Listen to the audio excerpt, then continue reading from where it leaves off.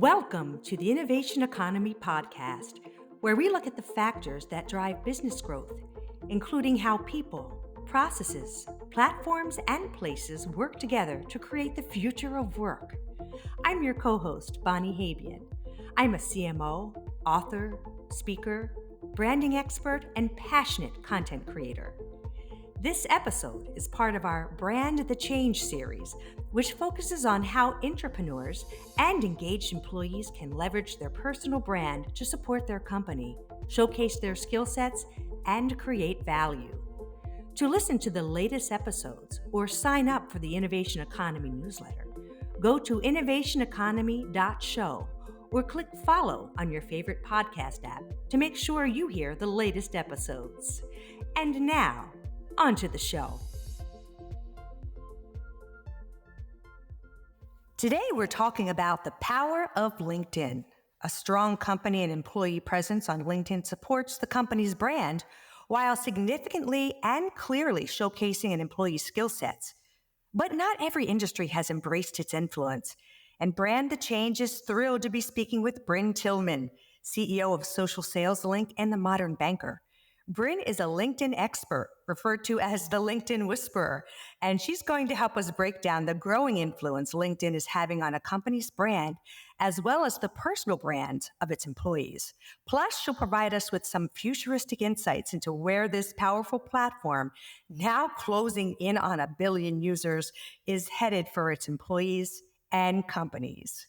So, Brynne, it is wonderful to have you as usual. I always have admired you so much for how you've grown and just really prospered with LinkedIn. I want to just dive right in and ask you to give us a little state of LinkedIn and use a phrase or two that describes its current influence and its future trajectory. Well, thank you, Bonnie, and I'm thrilled to be here. I'm so grateful to have been able to work with you for years and now call you my friend. So thank you. LinkedIn, my perspective is almost always going to be from the salesperson, the sales leader, even the sales and marketing responsibility. And so my one phrase really is LinkedIn plus AI is the future of sales. Interesting. Okay. Yeah. So in saying that, can you maybe just give me, now that I have asked for a phrase, maybe a few sentences, what does that mean? How do you see it kind of really coming together to create even more power? Yeah, the conversational AI, the generative AI that we're using now is in its infancy. I mean, literally, this is the printing press of industry and innovation. We are really at the very, very beginnings. But it is already influencing our everyday. And so LinkedIn, along with every SaaS product out there, absolutely has to embrace AI. And where LinkedIn is moving, Sales Navigator in particular, there are 2 areas that I'm familiar with that are beta right now, and that will be launching around February of 2024. The first one is conversational search.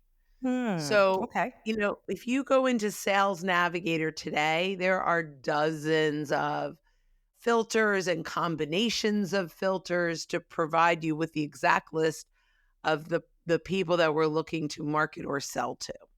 The challenge is we don't know what we don't know, and the filters, there's a lot of them. So unless you really focused a lot on learning, search engineering inside of Sales Navigator, you're probably not optimizing its ability. Conversational search, however, is just like ChatGPT. So I'll go in there and I'll say, I am looking for a list of marketing and sales leaders in SaaS companies with over 500 employees, but under 5,000 that are active on LinkedIn and have changed jobs in the last year. Wow. So it can give you that detailed of information that we've never had before. Well, so we kind of have it. I don't think there's new search functionality. It's just access to it because most Access to it. people don't even realize what those combination of filters, how to toggle the right things on and off to get that list. Yeah, so that dovetails right into my next question. Why do you think companies and employees, focus on LinkedIn for corporate growth? Are they doing enough? And what do you think in giving this kind of futuristic outlook on the power of AI and Sales Navigator and the tools that it provides you? What should they be embracing and focusing on to support that growth? So I love that question. And after this question, if we could get back, because there's a second AI that LinkedIn's doing that I think is very powerful. But to answer this question, what should companies be doing? So number one, we have to enable our sales and marketing people to leverage the tool, but just handing it to them isn't enough. Even what LinkedIn offers isn't enough. You really need to provide playbooks, campaigns of such. We would never hire a salesperson or hire a marketer and say, "Okay, here are your tools, go." We have to have a vision, a mission. We need to do that with social selling as well, with LinkedIn as well. Now, why do companies need to do this? There are a few reasons. Internally, the world has changed. Our talent is global. Not everyone is sitting in the same office every day. And the access to our prospects have become global. We're not limited to the people we can drive to anymore. I mean, that used to be where companies would have sales, account managers stationed all around the country and every day get up and take a shower and put on their suit and maybe their makeup and go, so I'm going to visit 7 people today and knock on the door. That is an excellent, excellent observation and point. Like, we know that, right? But you just bringing that to the surface really kind of brings it home. That is so true. Our pond, our lake has become an ocean. Yeah, and so here's the other thing, and this is what I believe is the number one mistake that all salespeople are you doing, because whether they have Sales Navigator or the free LinkedIn, it allows us to search our connections. It allows us to map out our social proximity to clients. So I have a pretty big client, did a big training, and one of the sales reps actually hired me personally after the training and said, "Hey, I've just sort of been ripped out of my territory. My pipeline has now gone to someone else. I have to choose 20 accounts in a territory that I do not have momentum in. Mhm. So what do I do?" So we started with what industry, what size company, all of those basic questions. But then I went and I said, now click on the two filters, first degree connections and second degree connections. So there were like 800 companies in his territory that came up, and we chose first and second degrees, and now there were 29. So he had 29 companies where he already had either a connection or a pathway to the buyer. Yeah, that's hugely, I'm maybe in some respects made him feel somewhat relieved and, oh my goodness, I never thought of that. Or I never knew that resource would be there, that a connection would know another connection that now makes him warm, not totally cold. Well, territory management inside of organizations has shifted. The really smart organizations are creating territories by your social proximity, Mhm. by saying, hey, look, you sell into SaaS, that's your expertise in industry. How many first degree decision makers are you connected in our perfect prospects? And so one could be in California, one could be in Chicago, one could be in Florida. It doesn't matter. The key is how easily can I get to the decision maker? How easily, what kind of influence do I have? Do I have a relationship or a trust with these folks? And many companies are missing that social proximity piece They're doing it backwards. Yeah. And why do you think? And see, I'm sometimes blown away too, right? To me, LinkedIn, especially in the industry where I work, is our bread and butter. It's where most of our folks hang out. But why do you think it's so hard for companies and employees alike to realize the power of it? Why are they failing to see what you're seeing? Is it a matter of time? Is it a matter of ROI? What is it? Well, LinkedIn does not do a great job of promoting the brilliance that's really in LinkedIn. And you'll get executives and high level salespeople that say, it's just noise, it's Facebook. People are just, and it's not. So they have this perception without ever having truly used it that it's Facebook for business. I don't need that. Right, I'm right. not on Facebook. I don't. Yeah, I have a LinkedIn account. I connect with people. I don't care about the content on my homepage. So, or I shared content and no one liked it. So it just doesn't work for me. Yeah. So let me ask you this: what industries? And you've been in the LinkedIn path for how long? A decade, two Oh my decades? gosh. Oh, wait. I've had this company for a decade. I have been doing this since 2006. So what industries have been the ones who have embraced it and got a little bit of ahead of the pack? And where do you still see a little of the lag? So let's start with the lag. It's still really lag. I don't think there's one particular, I know I could tell you all the ones that are late to the game that at COVID started to scramble and say the Yeah. shutdown was like, oh my gosh, like we got to figure this out because we Yes. can't knock on doors anymore. And so really 3 years in, they're just starting to get it a little bit.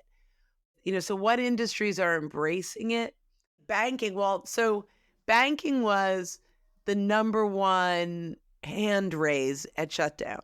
Mhm. Banking relies on deep relationships and in-person networking and that wasn't happening. And banking was quick at that point now to acknowledge that LinkedIn had to be a tool they were going to use. Many of my clients could not access LinkedIn from their bank computers prior to the shutdown. Because of compliance issues or Yeah, whatever. like, Yeah. no social media, right? And so that was probably the biggest shift, and the clients, I mean, I have some clients that are killing it, some bank clients, that I've been working with for 4 years, Uh-huh. some even before COVID, not, that but really embraced it, that are really having an impact, and, you know, the there's a report out that bank deposits are really down. Uh-huh. The banks that have built the digital relationships are not. The bankers that they've built the trust, a lot of the reason deposits are down is because they're scared banks are going under and I know with all of the news that we had a few months ago, for sure. I get that. but they are reaching out to people that they've been following for years, that have engaged with them for years to be trusted advisors because they've embraced LinkedIn and shared content. They're having a much easier time getting new business.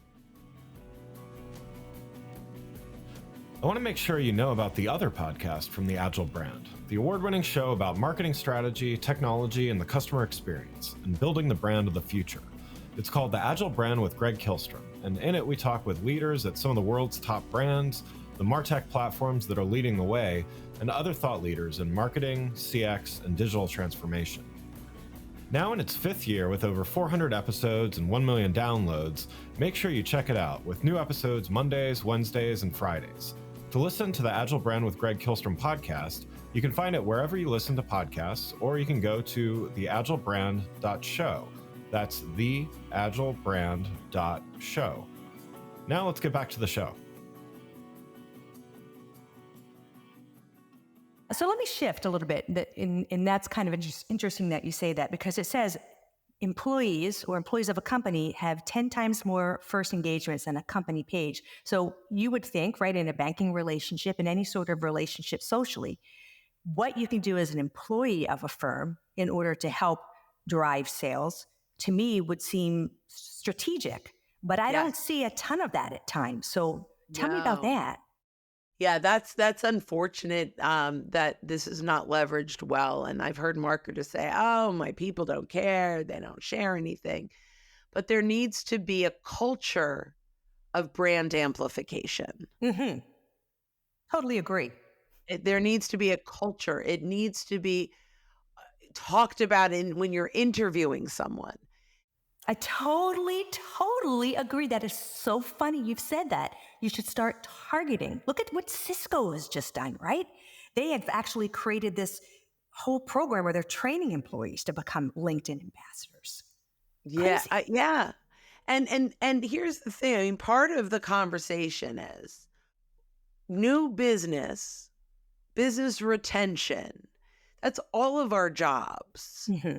It's Correct. all, we don't get paid unless the company is making money. We don't get paid if no one knows who we are. We have 150 employees. You are our brand ambassadors. You are our micro pages. So, we do profile makeovers at scale for companies. We did this, for some of the folks you've worked with. And at the end of the day, the profile, people are Googling. If there is any client facing opportunities, they're going to check out your staff. And there needs to be a balance between the brand and the individual's voice. But the individual voice needs to align with the brand on LinkedIn. And so it's a fine balance.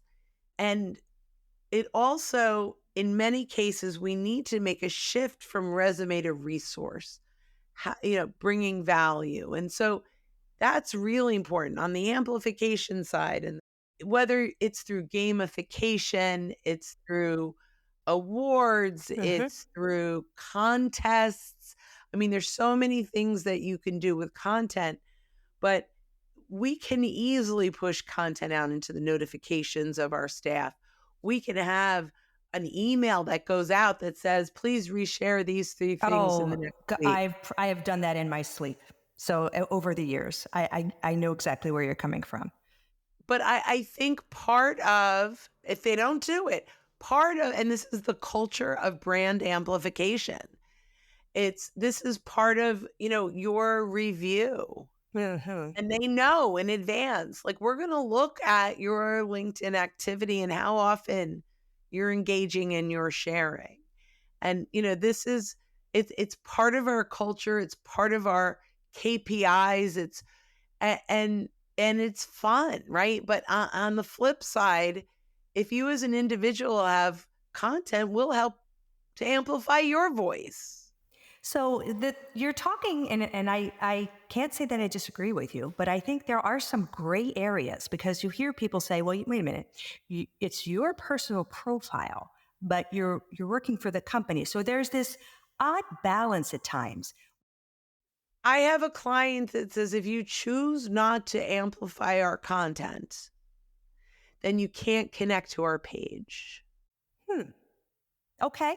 And that is uncomfortable for an That is employee. uncomfortable. That's uncomfortable. But if you connect to our page, you're representing our brand. And if you don't follow our brand guidelines, I'm not going to take over your LinkedIn page. It is your page. But I have the right as the employer to say you can't connect to my page if you're not going to follow the brand guidelines. Very interesting. Yeah. And I'm curious to see where that heads. I'm sure we're going to see more of that as time evolves because of the power of the tool. It's Yeah. free, it's targeted, it just has so much of a runway to it that I agree. If it were my company or like yours, that's what you have to do every day. They're the ones that I think are at a competitive advantage. I know. That's how I came to find you. You were extremely active, looked like you knew what you were doing. Like, I want her. And the beauty of you is that once you start that relationship, like you and I have become friends, you are also extremely accessible, which is a lovely thing to see. So that's a little off the beaten point, but kudos to you. let me ask you another question. I'm seeing more and more people, more and more employees building their own brand as well. I think that comes from a little bit of, hey, I want people to see what I do. Hey, I love what I do. And also, hey, I want to make sure that I am never, ever in a situation where I'm not in control of my own destiny anymore post-pandemic. What are your thoughts? So I love the idea of enabling your team to, maybe you sell on Etsy, maybe you're a musician at night, and maybe you volunteer for an Yeah, association. Like, sure. as a human being, we have other interests and do other things. A company that embraces that does exceptionally well. The employees feel heard and that they matter. I said Etsy. I have a colleague who her name is Georgia. She is, Hi, I'll Georgia. say, hi Georgia. She runs the West Orange Chamber of Commerce, where I am the new member chair, and she creates magnificent, beautiful jewelry. Whenever she posts something, all of the chamber people like it. This is beautiful. It's nothing to do with our business, Right. but we help to amplify her business. That's not her job. Her job is the director of the chamber, but she is also a jewelry designer. And you get to know her personally. Yes. And yes, LinkedIn's about connecting. I think life is about connecting. So when you're able to Mhm. be that authentic person, however you are, it is a gift. So I am seeing more of that, which I know you've recently, just today, held a class on being a micro influencer. So Yeah. Yeah. you must be seeing it as well. Well, it's interesting. How do you break through the noise? Mhm. How do you get a following? People say, "Oh, I'm not on LinkedIn. Nobody looks at my stuff." It's because it's not interesting. So it's just right. Like, why, if you post something, and typically, particularly from a sales perspective, but sometimes from a marketing's perspective, we tend to post what we think is value, but it's really a pitch of our products and services. Agree. And nobody cares. Like, we've got to bring value, and value is in the eyes of the consumer.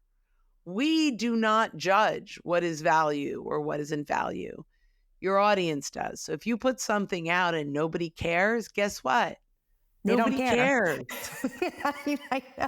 I know. And you have to get a little bit of a thick skin too, right? When you start out and you're like, oh gosh, you got to keep pushing because you will figure it out eventually. It's part of the journey.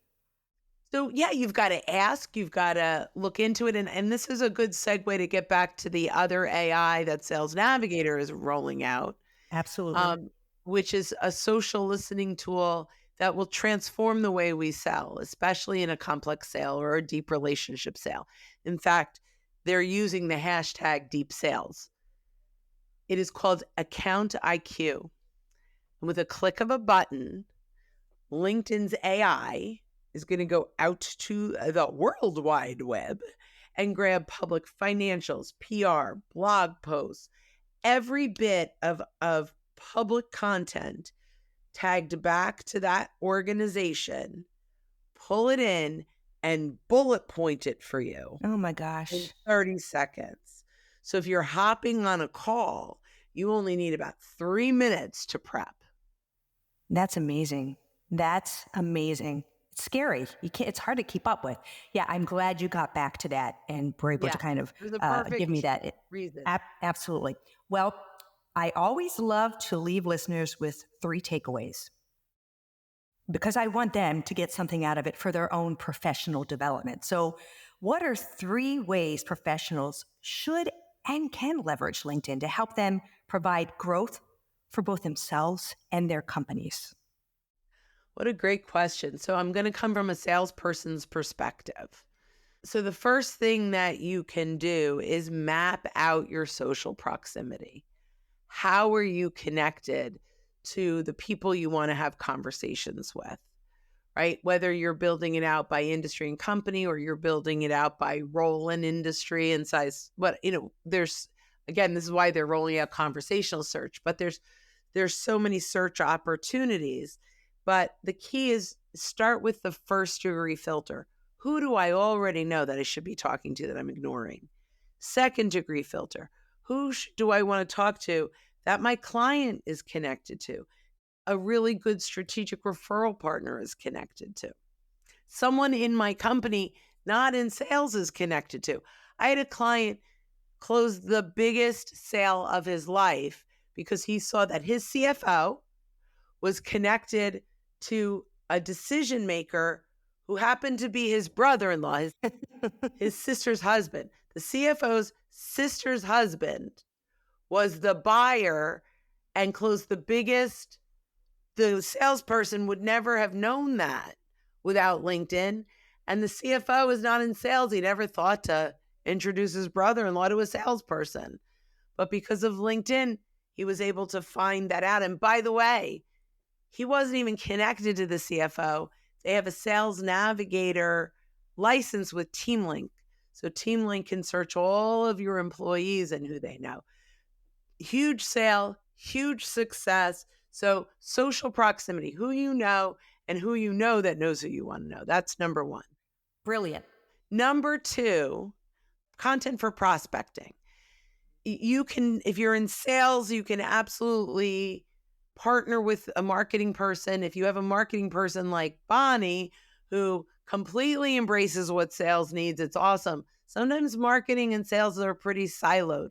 So this is part of a brand amplification culture that marketing and sales absolutely has to have the same goal and come from the same place. So what does this mean? Marketing needs to start interviewing the salespeople, capturing their genius, and integrating sales quotes and content into the marketing material. Why?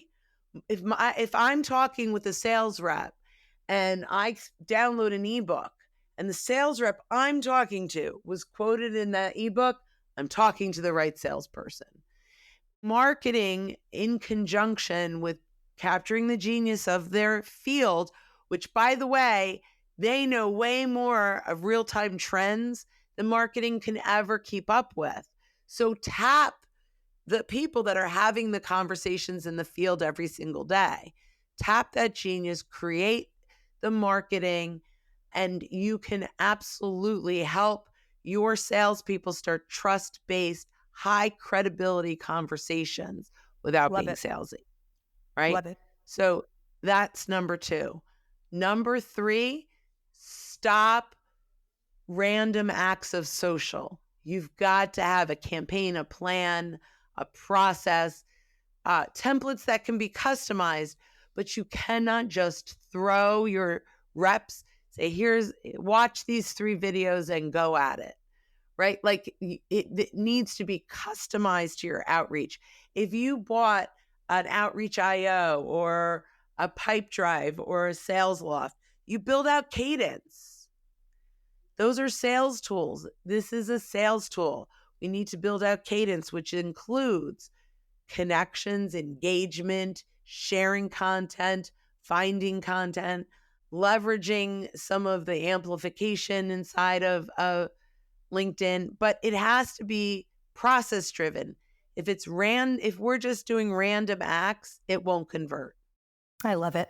And it's always great speaking with you. Of course, we all know you as the LinkedIn Whisperer. And, I've mentioned this before. You're an admired industry professional that I think very highly of, who has helped me grow and develop through group coaching and over the last several years. So I strongly suggest for anyone listening to this podcast, if you want more information on Brynne and her business, all of her information will be in the links in the show notes.